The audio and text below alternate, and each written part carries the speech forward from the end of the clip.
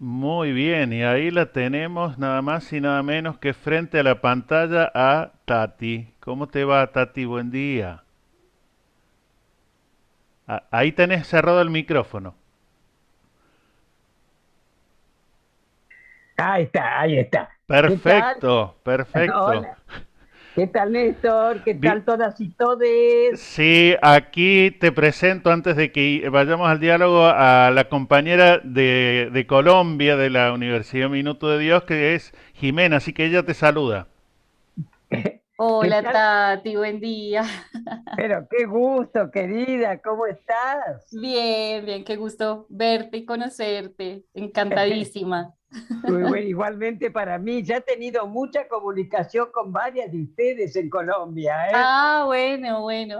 Esperemos esta también sea bonita. ¿Y, Bueno, y gracias. pudiste descansar al final anoche después del trajín de Ah, ayer? mira, ni hablemos. Sigo todavía muerta. Bueno, pero ustedes andan a sus noventas con el espíritu de una de 15, así que siempre bien activas, ¿eh? Siempre bellas y activas. Y, Gracias. 91, querido, 91 cumplí. bueno, pero viste, Dios, pero viste no que ustedes a nunca. veces, o por lo menos está la fama de que ustedes las mujeres más bien tratan de quitarse años, viste, trato de ser galán y sacarte uno. No, no tengo ningún problema. Qué Qué nivel. lindo. Bueno, a ver, si bien yo ya te lo estuve explicando, pero lo vamos a poner en contexto y empezamos el diálogo para aprovecharte bien y para no hacerlo largo, así después vos podés aprovechar tu día como sigue y con todo lo que tengas por delante. Así Eh, es, así es. Así que fundamentalmente no es nuevo seguramente para vos porque de tantos lugares que siempre las entrevistamos, es que los derechos humanos, felizmente, en la mayoría de las universidades, yo diría de América Latina, ya sea por la fuerza de la lucha, como están llevando mucho ahora en Colombia contra el gobierno de Iván Duque, por ejemplo, como lo que nosotros tuvimos hasta hace poco con el gobierno de Macri, digamos, por la fuerza, pero también por la construcción paciente, perseverante de una mirada de derechos humanos, es que vamos trabajando en ese sentido. Y bueno, aquí estamos articulando esfuerzo porque bueno, yo también tuve la oportunidad de viajar varias veces a Colombia, uno va conociendo gente linda y hacemos articulación entre universidades. Entonces, hemos estado y seguimos entrevistando en el caso aquí de Argentina, a la mayoría de las referentes y de los referentes. Por eso yo te ponía en un audio que también lo entrevistamos a Charlie, por todo lo que significa ya hijos como continuidad de madres y abuelas. Entonces, bueno, hoy te toca a vos, así que no queríamos que te salvaras de esta entrevista y bueno, vamos a intentar entonces hacerlo puntual, preguntas que Jimena o yo te vamos a ir haciendo y más o menos tratar de respetar el tiempo que hemos dicho. Si podemos hacerlo menos de una hora, menos de una hora. Eh, Mejor. ¿Sí? Mm. Así que yo la verdad es que empezaría con algo que tiene que ver con una de las preguntas que nosotros queremos hacer y que me voy a tomar de lo que vos ponés en la primera página de introducción del libro con los poemas de Alejandro, ¿no? Y vos pones que seguirán vivos en la medida que cada compañero, cada joven obrero, estudiantes, maestros, profesionales, tomen sus banderas de solidaridad, de compromiso en defensa de las causas justas.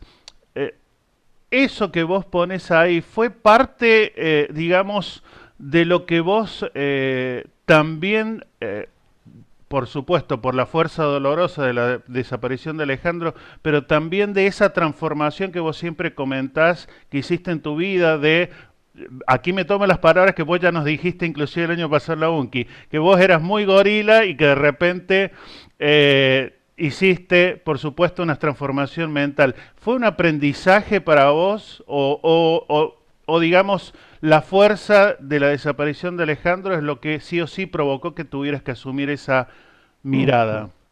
Bueno, Yo te comento, querida Jimena, en fin, y todos los que están escuchando, ¿no? Eh, Atrás de cada madre hay una historia de vida, que si no hubiera sido, Dios mío, por la desaparición de nuestros hijos, no los hubiéramos conocido, porque cada cual tenía sus amistades, su familia, su vida, su profesión. En mi caso, Jimena a lo mejor no lo va a entender, pero yo también caí en la escuela pública y soy docente. Esto lo digo, Jimena, porque ese deplorable presidente, como también lo tienen ustedes ahora, Macri, se tiró contra la escuela pública, la enseñanza pública, un espanto, ¿no? Pero bueno, eh, soy docente, por supuesto, jubilada hace años y nunca, sinceramente, pensé que después de tantos años iba a seguir haciendo docencia, docencia por la vida y con un pañuelo blanco en la cabeza. Cada madre tiene su historia, su familia. Yo, mi querida Jimena, y en vos, a todos, yo también me he modernizado, a todos los que están escuchando. Toda mi familia militares, todos, coroneles, generales de ejército, todos militares. O sea, yo me crié en ese ambiente de antiperonismo, ese ambiente, como yo digo, gorila. Yo tenía unos pelos por todos lados. Aclaro, ¿eh? Ya me afeité hace muchos años. Eh, Alejandro, el segundo de mis chicos, yo tengo 3 hijos, Jorge, Alejandro y María Fabiana. Alejandro y Fabi vivían conmigo. Alejandro estaba cursando primer año de medicina, trabajaba en el Instituto Geográfico Militar y era un militante político, pero a mí me preservaba, me guardaba, a mí no me contaba nada, nada de su militancia. Él, yo siempre lo he contado y lo repito tantas veces con su 1,80 m, me abrazaba fuerte y me decía, a esta gorilita de mierda, sin embargo la quiero. Y yo no entendía nada. Alejandro militaba en el ERP. Una vez me acuerdo que en una tabla de planchar con una virome veo una estrella, ¿no? Dibujada. Y le digo, Ale, ¿es la estrella judía? Y me dice, mamá, era la estrella del ERP, pero para mí era chino. Yo tenía, Alejandro, 20 años cuando lo detienen y lo desaparecen. Yo tenía 45 años, 45 años que viví en una burbuja. Alejandro, ojo, tengamos memoria, porque también es parte de esta historia nuestra. Alejandro lo desaparecen en el año 75, o sea, antes del golpe de Estado cívico, militar, clerical. Soy católica, ¿eh? Pero que le caiga el sayo a quien le caiga. Bueno, o sea, en el año 75, antes del golpe. Entonces, yo con mi ignorancia total, no entendía, no sabía qué pasaba, que por qué Alejandro, cuando llegó ese 17 de junio a casa que me dijo, mamá, yo mañana no voy a trabajar porque tengo un parcial, esperate, ya vengo. Fue lo último que escuché. Entonces, yo, como tantas madres, porque la mayoría de las madres de política, nada. Entonces, al principio salimos como locas. Sí, nos llamaron locas, creyendo que nos ofendían. Estábamos locas de dolor, de rabia, de impotencia, nos sacaron lo más preciado que tiene una mujer, un hijo, como sé que les pasa, queridas madres colombianas, queridas madres mexicanas, nos arrancan lo que sabemos que es llevar 9 meses en la panza un hijo para que de esta manera los arranquen. Bien, entonces al principio la lucha fue individual, pero después la socializamos. Y gracias a Azucena Villaflor, que es la fundadora de Madres de Plaza de Mayo, fue Azucena que ella buscaba a su hijo, la que en un momento dijo unas palabras que tienen tanta actualidad. Dijo Azucena: por separado no vamos a lograr nada, hay que juntarse. Y así fue. Esas 14 primeras mujeres, ¿no?, que fueron a la Plaza de Mayo un jueves 30 de abril del 77. Y así fue. Ahí luego se fueron sumando, Claro. y así fue que se formó, lamentablemente, cada vez más madres, porque bueno, cada vez se sabía que había más y más detenidos desaparecidos. A mí me costó, chicos, acercarme, porque yo decía, con el currículum que tengo, van a pensar que soy un espía. Pero bueno. Eh, Sí, sí, sí, Jimena, dale, dale. sí, justamente yo ayer pensaba, ayer tuve la oportunidad de ver la entrevista que te hicieron, Tati, ahí con Néstor y los demás compañeros de la Universidad de Quilmes sobre el lanzamiento del libro de poemas y de leer algunas cosas tuyas de tu biografía. Y me doy cuenta, digamos, que hay como un fragmento de tiempo entre que desaparecen, digamos, o se llevan a Alejandro y tú te vinculas ya como tal a Madres, ¿no? A Madres de Plaza de Mayo. Y yo quería preguntarte justamente como por ese lapsus de Perdón, tiempo. perdón, Jimena, como buena joven, ¿podés hablar más lento? Ah, bueno, en esos años, sí, desde que se llevan a Alejandro hasta que tú te vinculas con Madres, me gustaría como que nos contaras qué pasó, digamos, o sea, cómo llegaste a Madres, cuál fue como tu proceso, digamos, de búsqueda de esas otras personas y esas otras que después se iban a convertir en tus compañeras, porque como bien dices, digamos, pasó de ser un proceso individual, quizás privado, en donde había, por supuesto, pues como temor o cierta, no sé, vergüenza, lo que sea, de abrir al espacio público lo que les estaba sucediendo, a justamente como la transformación en la búsqueda dentro de lo colectivo. Entonces sí me gustaría o me parecería bonito que nos contaras tu experiencia propia dentro de ese lapsus de tiempo. Claro.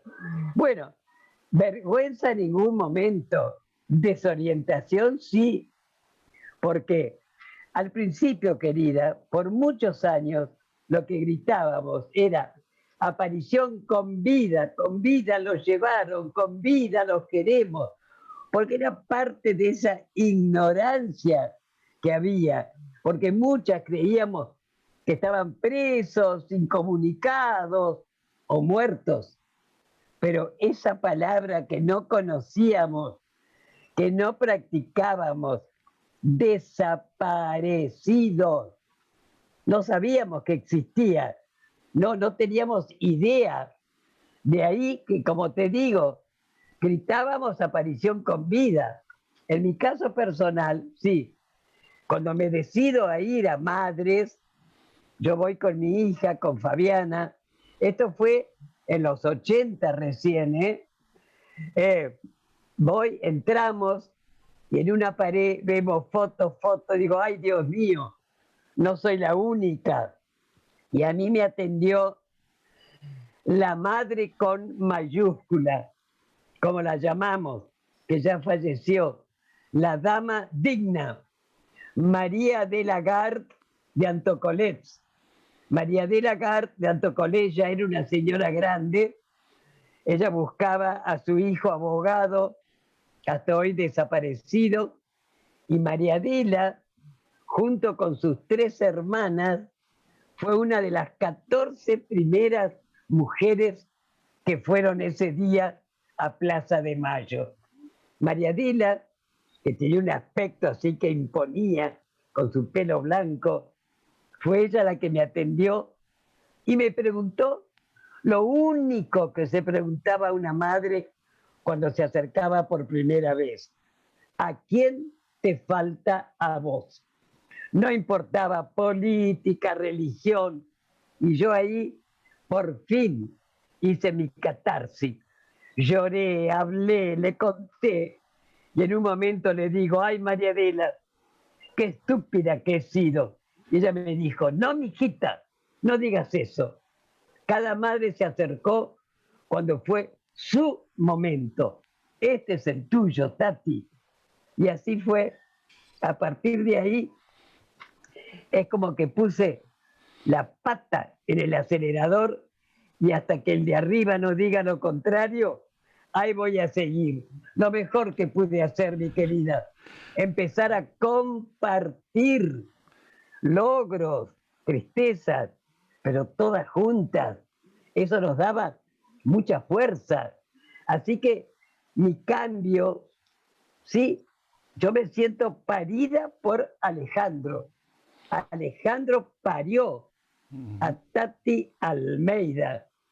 Fíjate vos que después de muchos años se acercaba un 24 de marzo y un periodista me dice: Tati, ¿qué sentiste vos el 24 de marzo? Y yo le dije: mira, yo te voy a contestar con la mente de la Tati antes de ser parida por Alejandro. Yo el 24 de marzo, yo lo he contado siempre, que dije: al fin se van estos negros de mierda y vienen mis conocidos y yo lo voy a recuperar, Alejandro. Es lo que yo creía. Yo a todos estos genocidas, desde Galtieri, Camps, Agosti, a todos yo los conocía socialmente. Entonces no entraba en mi cabeza que esos ya eran los genocidas culpables de la desaparición de Alejandro. Por eso te digo que el aterrizaje que yo hice, forzoso, Sí. forzoso, Duro. pero fue Fue duro. Alejandro, por Alejandro. Duro, pero son esas locas, como vos decís, y como decía el querido Eduardo Galeano, ejemplo de salud mental, yo creo que para ustedes mismas, pero sobre todo para toda la sociedad y todos con los cuales ustedes en tantos años se han venido relacionando y siguen relacionándose.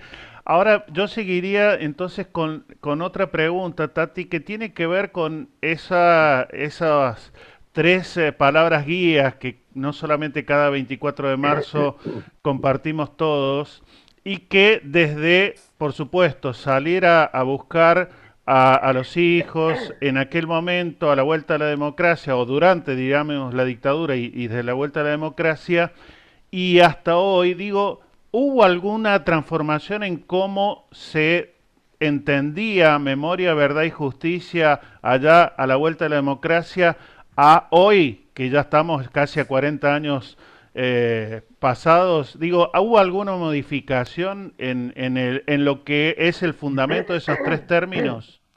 Bueno, justamente cuando después de muchos años las madres supimos, entendimos, gracias a los ex detenidos, a los exiliados, que nuestros hijos estaban muertos, aunque políticamente jamás los damos por muertos, hasta no saber quién dio la orden, por qué, cómo fue, dónde están sus restos. O sea, son detenidos, desaparecidos, desaparición forzada. Bien, cuando comprendimos eso, justamente nuestra lucha se basa en 3 patas: memoria, verdad, justicia. Ojo, justicia legal, jamás justicia por mano propia. No lo hicimos ni lo vamos a hacer. Y ahí empezamos entonces exigiendo justicia. Llegó el doctor Alfonsín, que fue el primer presidente elegido constitucional después de tantos años de horror, y el doctor Alfonsín fue el primer presidente que condenó a perpetua a las juntas militares. O sea, fue un juicio histórico, porque por primera vez civiles condenaron a militares. Todas dijimos, todos, en fin, ay, al fin, Dios mío, empezamos a respirar otro aire.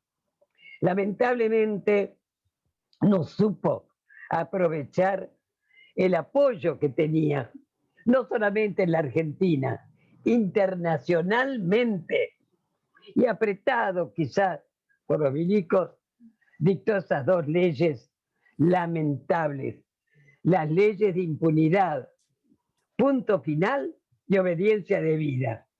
No pudimos seguir juzgando en la Argentina. Fue tremendo, pero por supuesto no nos achicamos.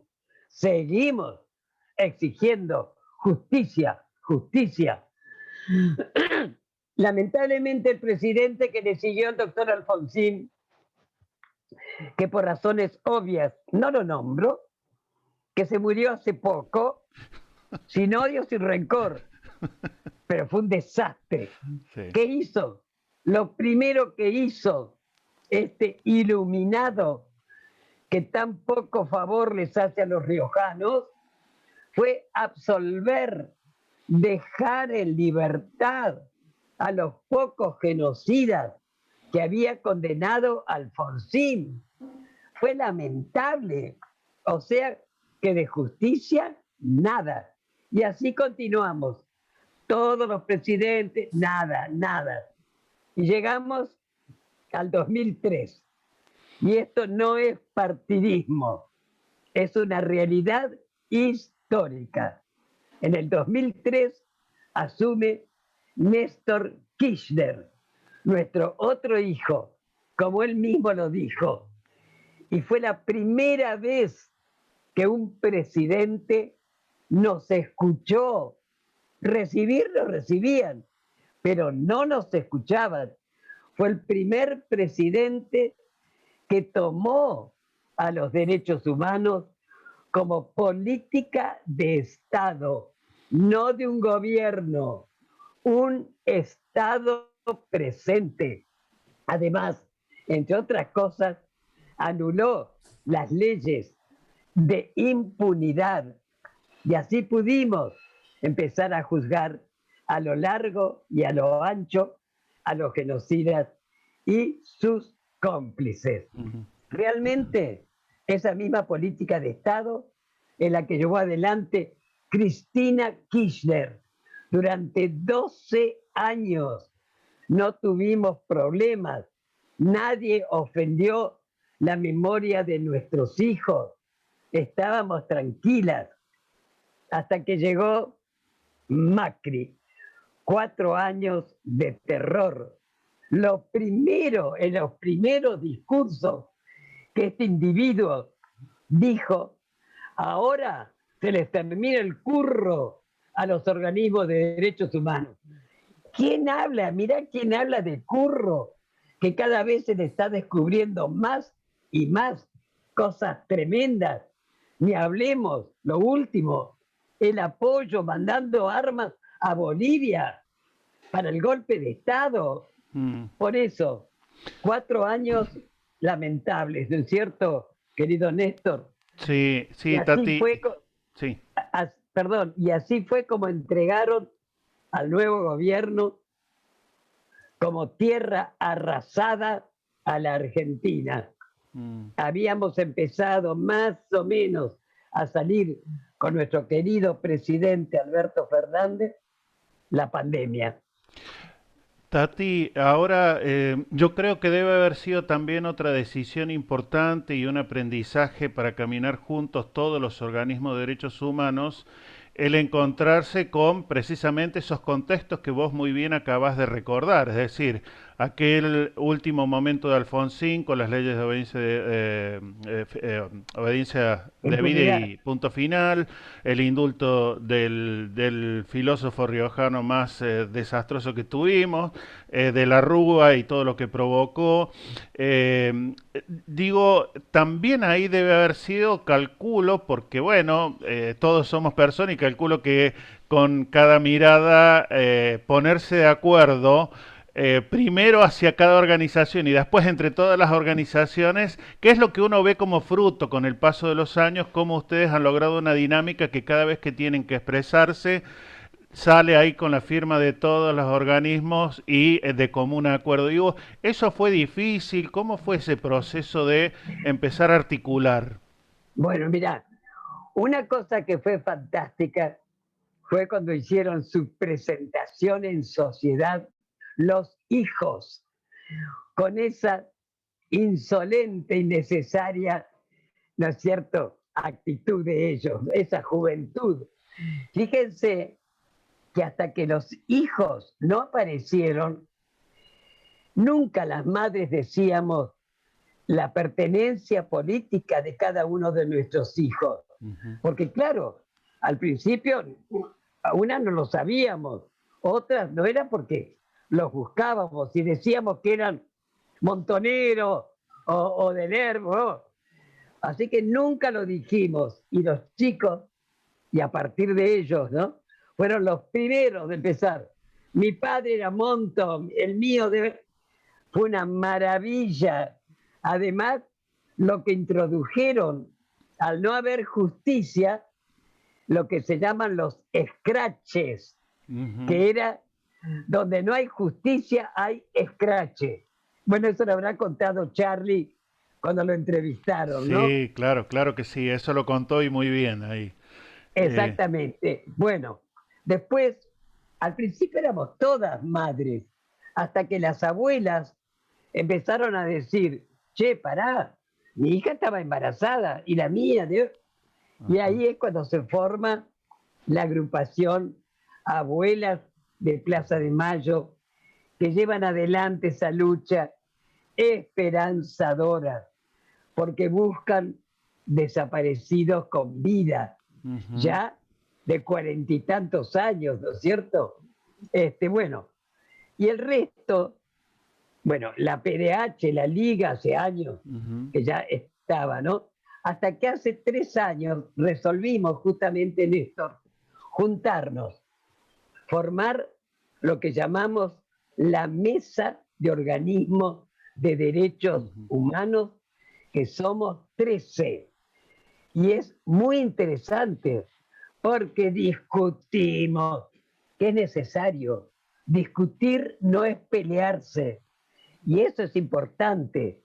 Así que discutimos cuando tenemos que sacar algún comunicado, lo que sea, pero nos une eso, justamente la lucha en defensa de los derechos humanos, porque es muy amplio.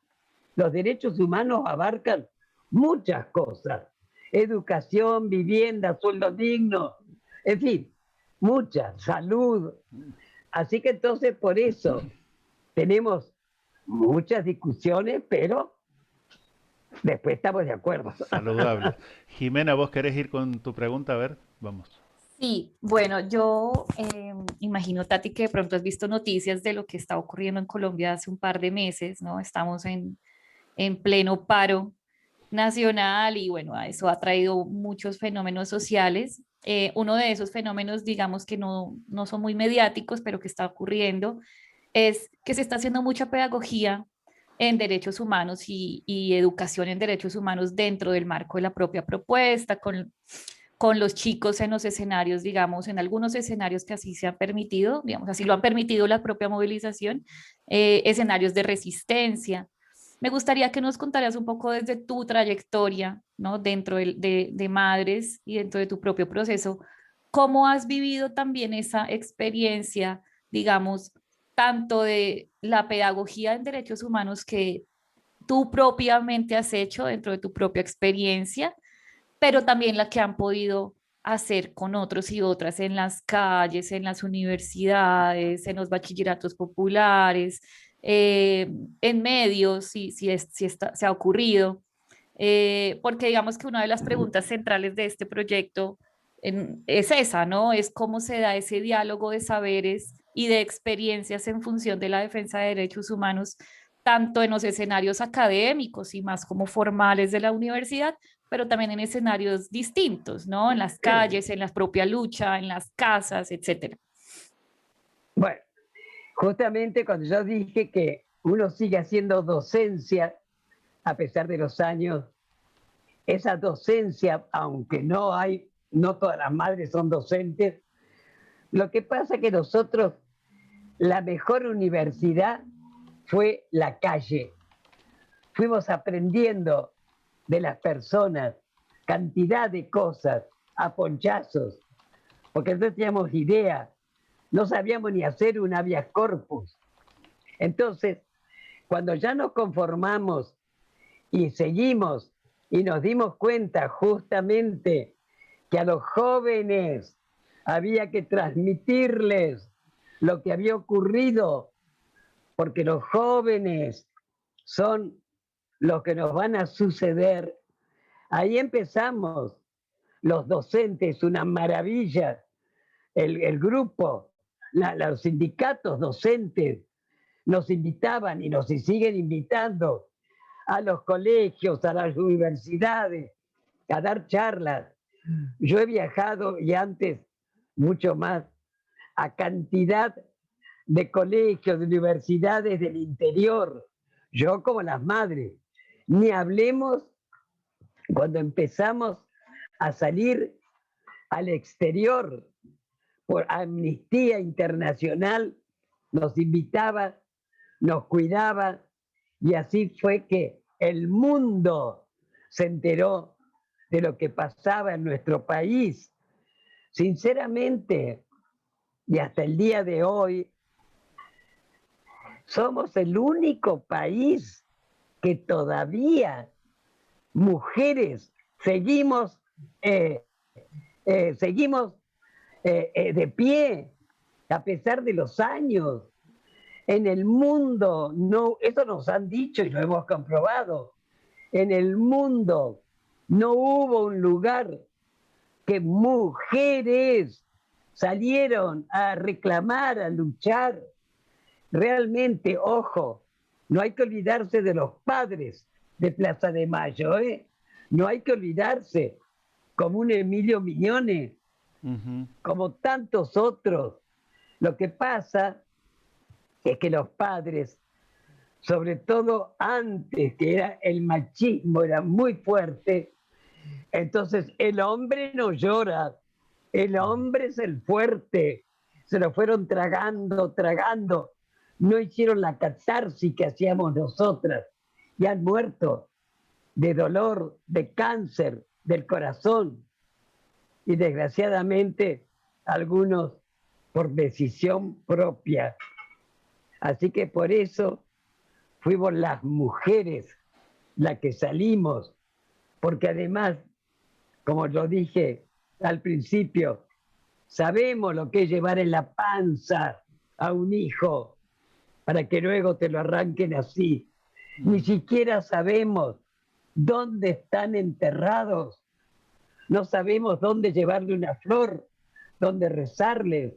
Es una crueldad tremenda, pero gracias a nuestro querido equipo de antropólogos forenses, muchas familias han recuperado los restos de sus hijos. Yo siempre digo lo mismo, no me quiero ir sin antes poder tocar, aunque sea tocar los huesos de Alejandro. No pierdo las esperanzas. Y no hay que perderlas nunca. Y yo creo que por eso también insiste el equipo de antropología, me hiciste acordar, porque ellos tienen ahí también todavía restos óseos que han descubierto y necesitan que se acerquen familiares para ver, bueno, de quiénes pueden ser, ¿no? Entonces, Para el es una... ADN. es una tarea continua, ¿no? Es una tarea permanente y que felizmente ustedes la han sustentado y la siguen sustentando mucho y como vos decís, hijos y todas las organizaciones batallan para que eso continúe.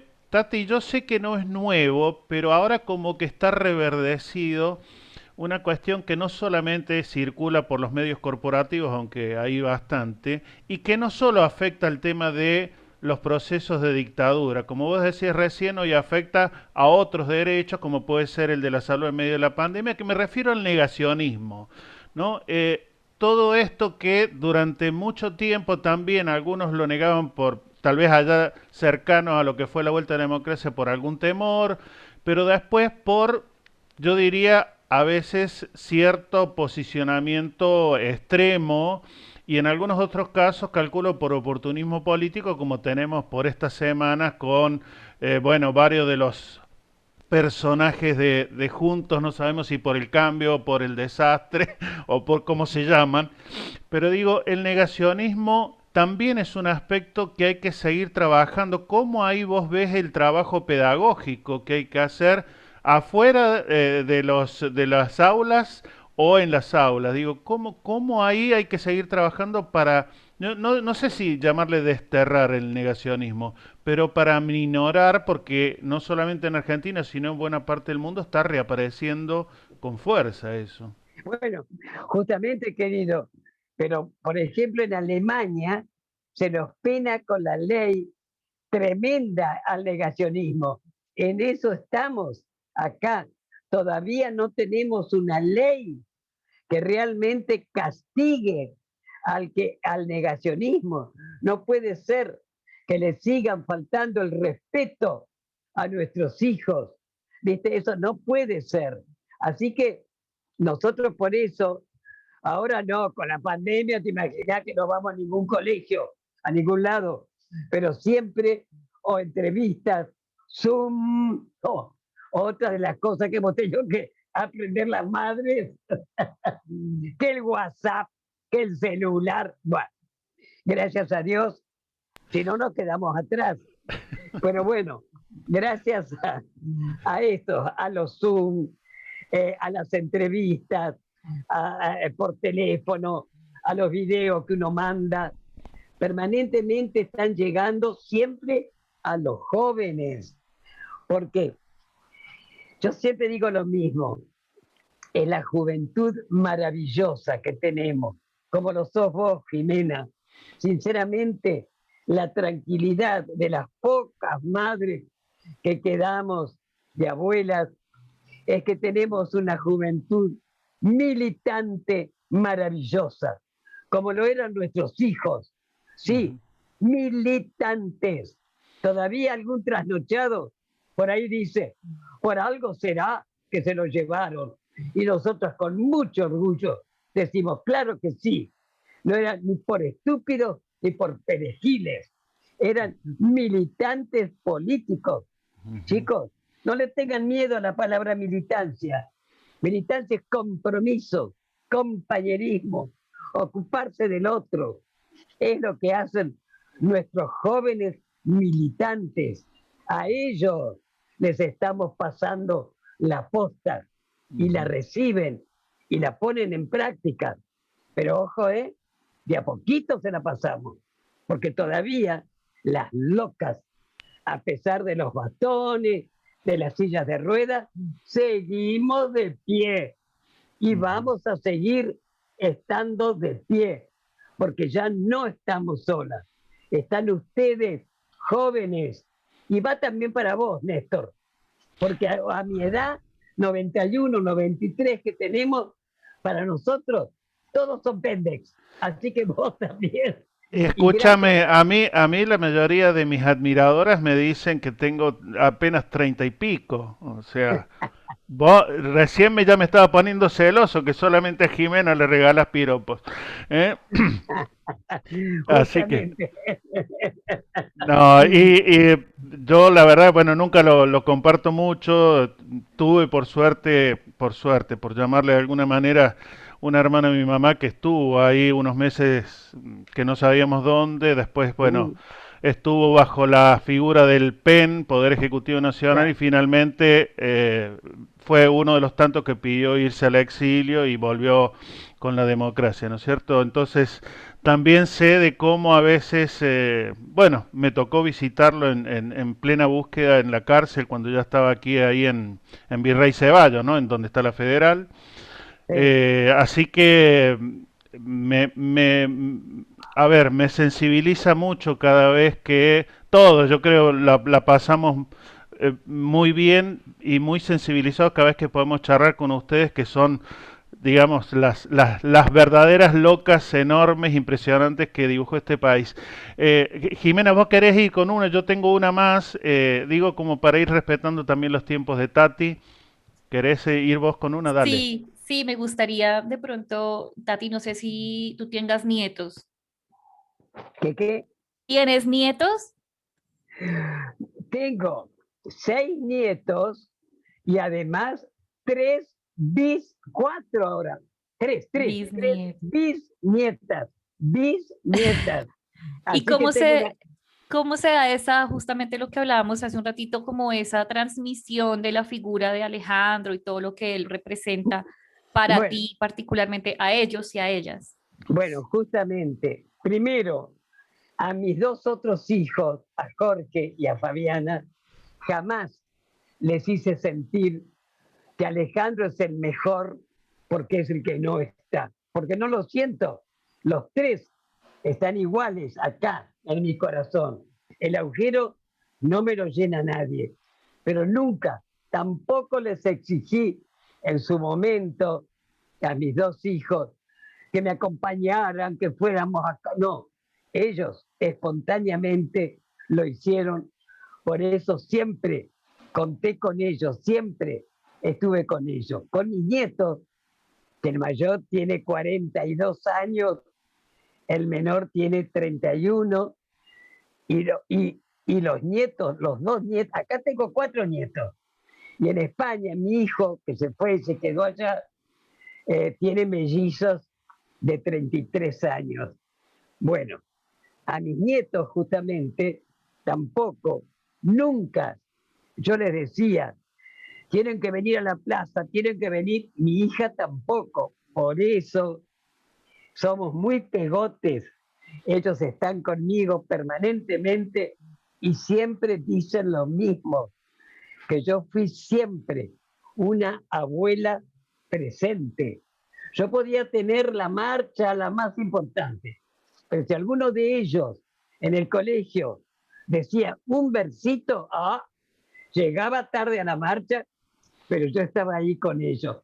Y de ahí ellos se han ido totalmente empapando, no solamente por su tío Alejandro, sino en general todo este horror que hemos vivido. Por eso yo iba también después al colegio de ellos a dar charlas que me invitaban. Y es muy lindo, porque uno de mis nietos, Nacho, es docente como yo. Así que es muy lindo, porque ahora chicos que eran unos pibes y ahora son maestros y todo, me invitan a los colegios Qué para que yo lindo. vaya. Nada, es divino, es divino. Así que yo tengo una familia maravillosa. Me dicen, y bueno, el que siembra, recoge, para Tal cual. bien o para mal.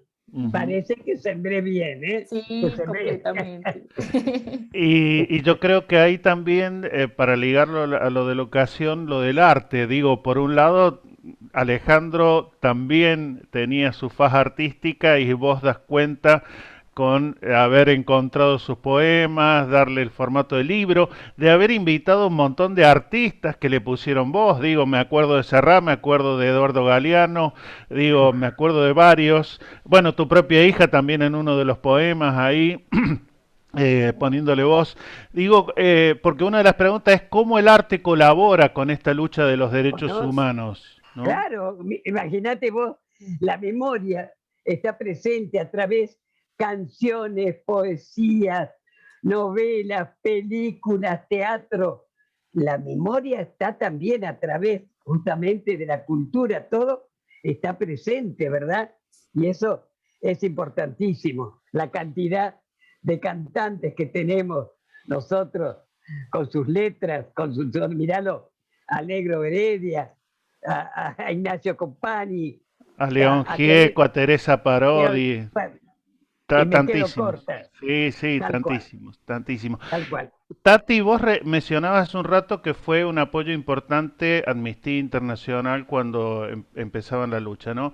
Y recién mencionábamos que el proyecto de investigación que estamos llevando adelante también recoge un poco la experiencia que calculo que también se ha tomado de lo que ustedes aquí generaron en Argentina con las madres de Soacha en Colombia a propósito de tantos líderes asesinados o más recientemente las madres de los estudiantes de Yotzinapa, que ahí podríamos, uno ya tiene que decir, es en plena democracia que lamentablemente ocurre esa convivencia, connivencia entre el poder político, el poder militar, bueno, etcétera, etcétera. Digo, ¿qué construcción también ustedes han podido armar en articulación con muchos grupos de otros países en esta llamémosle, gesta que se viene haciendo de luchar para llegar a encontrar justicia finalmente?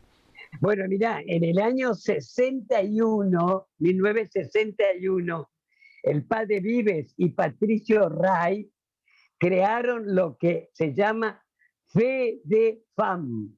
No sé si Jimena vos sabrás, está adherida también Colombia, que es Federación de Familiares de Desaparecidos de América Latina. Bueno, es fantástico, porque ahí justamente que acá estaba un poquito como, no sé, achanchado, pero ha tomado otra vez. Y María Adela, la hija de María Adela Antocoles, que justamente está con nosotros, con la madre, ella está al frente de FEDEFAM y nos representa y se está otra vez trabajando muy bien, porque ahí viene lo que dijo Azucena. Por separado no logramos nada, tenemos que juntarnos. Y FEDEFAM es una de las organizaciones que aglutina a tantos países que desgraciadamente siguen sufriendo el terrorismo desde el Estado, ¿verdad? Jimena, ¿vos querés ir con alguna última pregunta?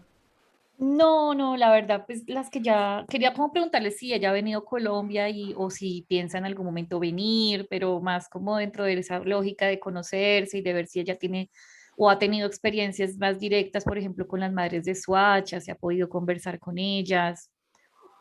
Entiendo. No te entiendo, querida, perdón, Ah, ¿cómo? perdón, que si has venido a Colombia o te interesa en algún momento venir, porque justamente en clave de lo que preguntaba Néstor, eh, quería saber de pronto si tú hayas podido hablar, conocerse, compartir espacios con las madres de Soacha. Bueno, como querer, me encantaría poder ir a Colombia, pero te imaginas que por muchos motivos ni loca, no me No, muevo. no. No, Esto, sí, todavía no. no, con esta pandemia que está asolando el mundo. Mm. Así que sería un placer, honestamente, cómo no, nada de virtual, que nos conociéramos personalmente. Pero bueno, ¿por qué no? Mira, mientras yo siga hablando de corrido, Sí, no va, ojalá, ojalá. La vida no va a nos haber. permita que compartamos espacios, o sea, también con las madres de Soacha para que Ay, ahí hay sí, experiencias bien, bien interesantes. sería hermoso. Y chicos, bueno, no sé, para cerrar, quiero decirles, no es un consejo, es una opinión para todas, todos los que están escuchando. Cuando estén hoy por muchos motivos caídos, desilusionados, porque no pueden lograr lo que quieren realmente, primero recuerden, como decimos las madres, que la única lucha que se pierde es la que se abandona. Así que no abandonen la lucha, pero además, cuando estén así caídos, tienen que decir bien fuerte. Si las madres pudieron, ¿por qué no nosotros? Así que, mis queridos, fuerza, no bajen los brazos, ¿eh? Y gracias, Jimena. Y No, Tati, gracias porque te jodí tanto hasta que dijiste le voy a dar bolilla a este pesado de Néstor, así que espero abrazarte también apenas la pandemia nos deje, ¿eh? Ay, sí, con todo gusto. Bueno, Gracias, Héctor, gracias, Jimena. un Y me beso vuelvo a gracias, enorme. repetir, ¿eh? un Ya, abrazote muy grande. Cuídate mucho. igualmente para vos y transmitirlo a todas mis queridas compañeras, las madres. Gracias, mi amor. Gracias. Gracias, Néstor. Chao, chao, Muchísimas chao. Gracias, gracias. Chao, Tati. chao. Chao, Chao. chao.